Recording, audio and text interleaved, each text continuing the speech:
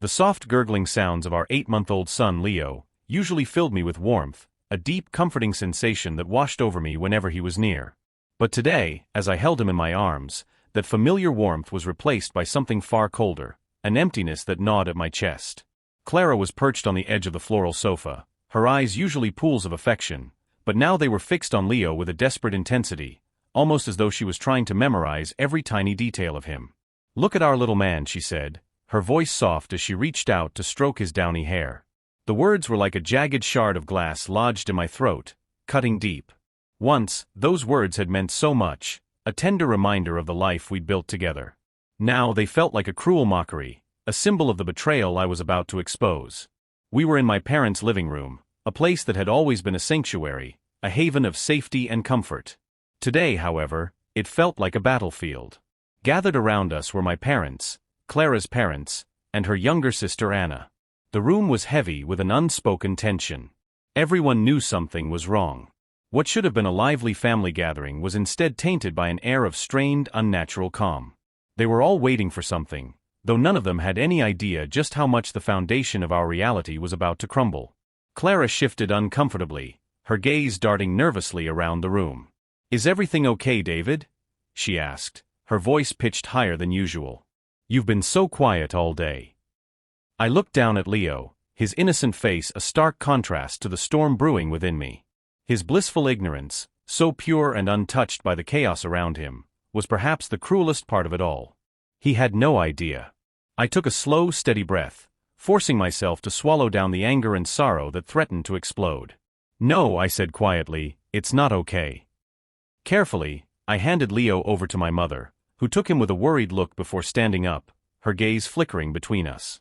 With the air thick with anticipation, I walked toward the mahogany side table, my hand trembling slightly as I picked up the envelope I had placed there earlier. The white paper gleamed under the dim light, almost pulsing with the weight of its secret. An accusation, a truth ready to be exposed. "These came in the mail this morning," I said, holding up the envelope for everyone to see. The room seemed to hold its breath. The results of a paternity test. Clara's face drained of color as her hand shot to her throat. Fear flashed in her eyes, but there was nowhere for her to run. I tore the envelope open. The sound of the paper cracking in the silence felt like thunder. I pulled out the sheet of paper and handed it to her. The black lettering on the document seemed to mock me, each word a slap to the face, and I watched as her trembling hands reached for it. She read, her eyes scanning the words with increasing panic, until she stopped, her breath caught in her throat. The room waited in tense silence, each of us frozen, as if time had come to a halt. After what felt like an eternity, Clara finally looked up, her face ashen, her eyes brimming with unshed tears. This can't be right," she whispered, her voice barely audible. "Oh, it's right," I said, my voice ice cold, each word slipping out like a stone. "According to these results, Leo is not my son." The silence that followed was deafening. Clara's mother gasped, her hand flying to her mouth in shock, but the sound barely broke the stillness. My own mother, who had been holding Leo, pulled him protectively into her arms, glaring at Clara with an intensity one had never seen before. Clara's father looked as though he had aged 10 years in the span of seconds, his face a mask of disbelief. Anna, Clara's younger sister, stared at her with such disdain that Clara was forced to look away. I stood there, rooted to the spot, watching the fragile walls of our marriage and our life together collapse, crumbling into dust around us. The weight of the betrayal, the lies that had been woven so carefully, was more than I could bear. Clara's voice broke through the silence, choked and desperate. "Who is his father?" she stammered, her eyes pleading, but I didn't offer her the comfort she hoped for. My heart had been ripped apart long ago. It was not my job to soothe her now. "You're going to have to answer that question," I said, my voice low, cold, and steady. "And you can start by explaining why you thought you could get away with this." The words hung in the air, sharp and unforgiving, the implications of the situation heavy between us. Clara began to sob, her carefully constructed world crumbling around her. I didn't mean to," she wailed, her voice breaking. "It just happened." The words were so cliché, so predictable, that they almost felt like an insult to my intelligence. "It just happened." I repeated, my voice rising, each word a lash. "A baby, Clara? This wasn't some drunken mistake at a party. This was months of lies, of deceit. You brought another man's child into our home, into my life, and you had the audacity to call him ours. The anger that had been simmering within me finally boiled over. The surge of rage was so intense that I could feel my hands shaking, the urge to destroy something, anything, overwhelming me. I took a step closer to her, my voice a low growl. "Pack your things," I said, pointing toward the door. "You're leaving." Clara's eyes widened in shock and terror, the weight of my words sinking in. "Where am I supposed to go?" she asked, her voice trembling, but I didn't care. "I don't care where you go," I said, my voice devoid of any warmth. "And take him with you." I gestured to Leo, who was now squirming in my mother's arms, his soft cries a distant echo to the chaos in the room.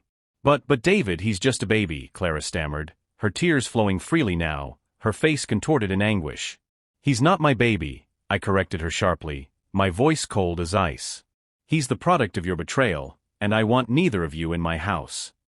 The room remained silent, the weight of my words hanging in the air like a thick fog.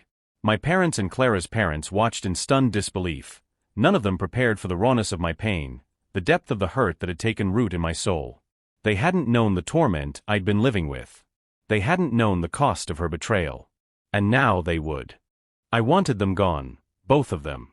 Clara, seeing the finality in my eyes, began to pack her things, her sobs growing louder and more frantic with each passing second.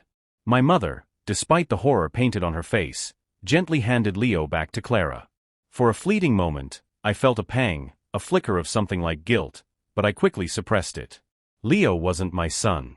And I was done pretending he was. As Clara struggled to place Leo into his carrier, I walked to the door, opening it wide and standing there, waiting for them to leave. Her parents and sister remained silent, their eyes refusing to meet mine. I had become a stranger in their eyes, someone they no longer recognized. I didn't care. As Clara finally walked out, her face a mask of despair, I slammed the door behind her with a force that reverberated through the empty house. The sound was final, cutting off the last thread that had connected me to her. My parents approached me, their faces etched with concern, but I didn't look at them. I couldn't. "David, are you sure you're doing the right thing?" my mother asked, her voice laced with worry. "Absolutely," I replied, my voice calm and resolute. "I'm taking back my life." I didn't wait for them to say anything more. I walked past them, out of the house, and got into my car. My mind was made up. I drove with a single purpose, to find him. The man who had betrayed me, who had slept with my wife and fathered a child I had raised as my own. I went straight to the gym where I knew he would be, and when I found him in the weight room, the rage I had been carrying for so long boiled over. It was brutal, the anger in me too potent to be contained. It ended just as I had imagined it, me leaving him there, a bloodied mess, a broken shell of the man he had once been. The guilt that followed was fleeting. I drove to the police station and turned myself in. I had no excuses. The days that followed were a blur of legal proceedings. I pled guilty, accepting the consequences of my actions. I wasn't looking for redemption. I wasn't seeking forgiveness. I was just facing the truth, and if it cost me everything, then so be it.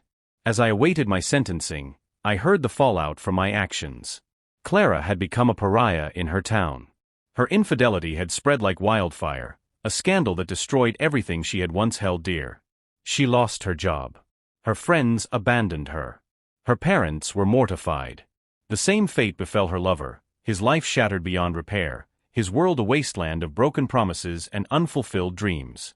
Clara tried to contact me, begged for forgiveness, but I refused to even acknowledge her. I was done. Done with her lies, her deceit. I wanted nothing to do with her anymore. Leo was a complication.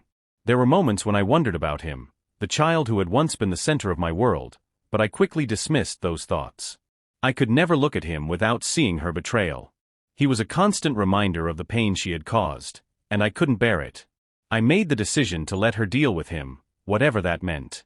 I served my time, and when I was released, I moved far away, starting over in a new city. I found a new job, met new people, and threw myself into my work. But even more than that, I began the difficult journey of finding myself again. It wasn't easy. The wounds from the past didn't heal overnight, but I made progress, slow, painful progress. Therapy helped.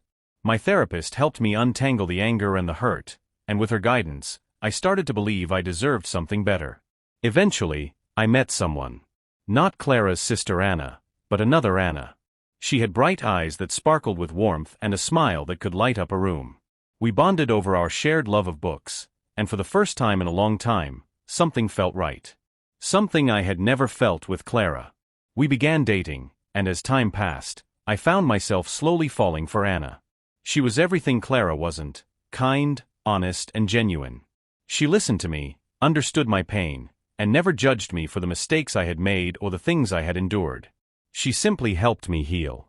A year later, I asked Anna to marry me, and she said yes. We had a small, intimate wedding with our closest friends and family. And shortly after, we were blessed with our first child, a son. He had my eyes and Anna's beautiful smile. We named him Liam, and he became the center of our world. As I held him in my arms for the first time, a rush of overwhelming joy flooded me.